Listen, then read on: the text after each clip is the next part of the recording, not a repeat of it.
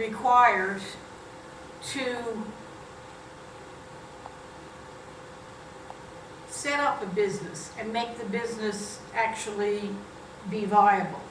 The third factor of production is human resources or labor, which is the people that actually work in a business. And the fourth factor of production is entrepreneurs. And entrepreneurs are actually the people that start a business. And finally, the fifth factor of production is information systems or information resources. And information resources is the internet, the web, data, all information, materials. It's, we could say it's soft material. It's internet-based, could be file cabinet-based. Information resources is the fifth and final and a relatively new factor of production that came into play in the last 20 years. Prior to that, there was the first four factors of production, but now there's five. When it comes to setting up an economic system around the world, I cannot tell you that one of these is more important than the other.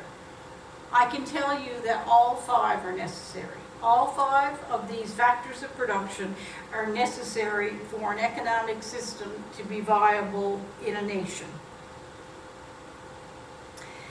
When it comes to economic systems around the world, there are market economies and command economies. There are actually two types of market economies and two types of command economies.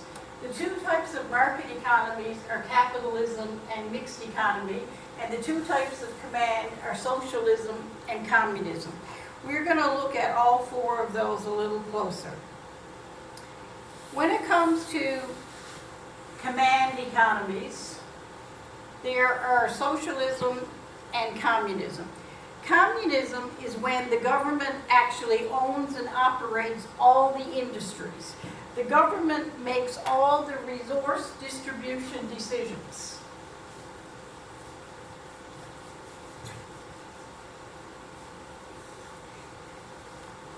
There used to be a lot of communism in the world, but there isn't any more. In fact, there are only 5 communist countries left. And they are China, which actually is changing.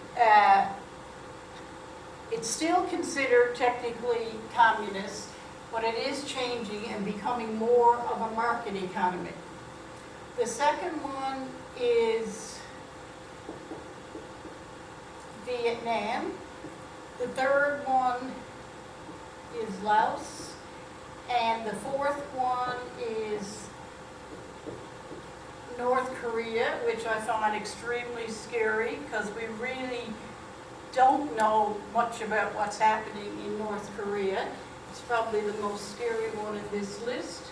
And the fifth one is Cuba.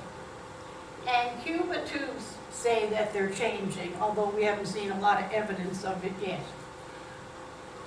When it comes to socialism, the government owns and operates the critical industries only.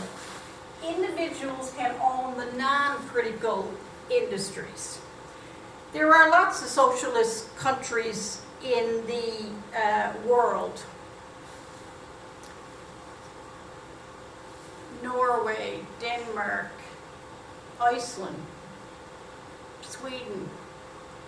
They're all very socialist countries. I remember traveling to Austria and, researching what I would do if I got sick.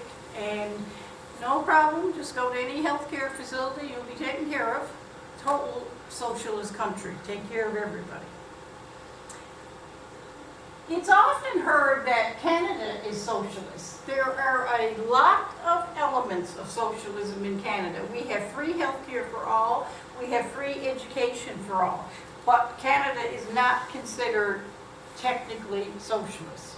Has elements, but not pure socialism. Okay, the third one to look at is market economies. And market economies are based on supply and demand. In market economies,